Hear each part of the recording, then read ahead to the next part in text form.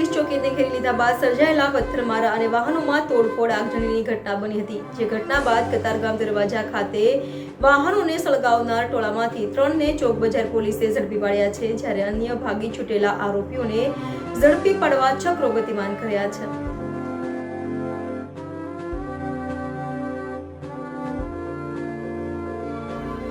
સુરતમાં રવિવારના રોજ મોડી સાંજે વરિયાળી બજાર ખાતે શ્રીજીના પંડાલ પાસે બાળકો દ્વારા એકબીજા પર કરાયેલા પથ્થરમારામાં ગણપતિ પંડાલમાં ઢોર પર પડેલા પથ્થરમારાને લઈ બાળકોને સ્થાનિકોએ ઝડપી પાડ્યા બાદ પોલીસને સોંપ્યા હતા, જ્યાં મોટી સંખ્યામાં લોકટોળું પહોંચી ગયું હતું અને પમ્પિંગ ખાતે આવેલી સૈયદપુરા પોલીસ ચોકીને સેંકડો લોકોએ ઘેરી લીધી હતી।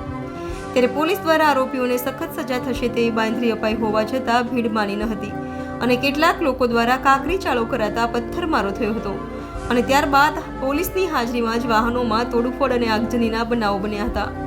તો આ ઘટના બાદ બે કોમના ટોળા વચ્ચે સામસામે પથ્થરમારો પણ થયો હતો અને પોલીસને બળપ્રયોગ કરવો પડ્યો હતો।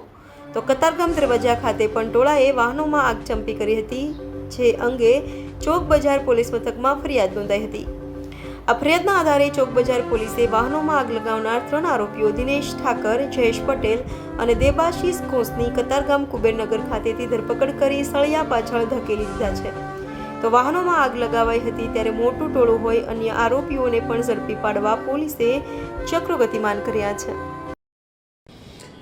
આપ જાણો છો તેમ લાલગેટ પોલીસ સ્ટેશન વિસ્તારની અંદર 8 અને 9 તારીખની વચ્ચેની જે રાત હતી એમાં થોડોક રાયોટિંગનો ઇસ્યુ થયેલો હતો, જેમાં લાલગેટ પોસ્ટે ખાતે અલગ અલગ 3 ગુનાઓ દાખલ થયેલા હતા। જેમાં જે ત્રીજો ગુનો હતો જે કતારગામ દરવાજા પાસે બનેલો હતો, જેમાં એક 70થી 80 જણાનો અજાણ્યા ટોળાએ 5 વાહનોને નુકસાન કરેલું હતું, જેમાં 3 ગાડીઓના કાચ તોડેલા હતા અને 2 ગાડીઓને સળગાવેલી હતી, જેનો અલગથી એક રાયોટિંગ અને બિગાડનો એક ગુનો દાખલ કરવામાં આવેલો હતો, જેની તપાસ કરતાં સીસીટીવીના આધારે આજે લાલગેટ પોલીસ સ્ટેશન દ્વારા 3 આરોપીઓની ધરપકડ કરવામાં આવેલી છે।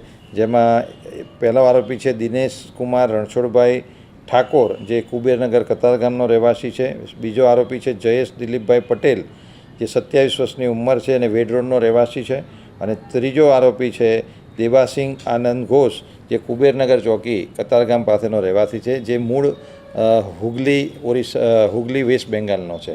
આ 3 આરોપીને ધરપકડ કરવામાં આવેલી છે અને આવતીકાલે સમય મર્યાદાની અંદર નામદાર કોર્ટની અંદર રજૂ કરી એમના રિમાન્ડ મેળવવામાં આવશે અને આ જે સીસીટીવી ફૂટેજના આધારે આ 3 આરોપીઓની ઓળખ કરી એમની અટક કરવામાં આવેલ છે।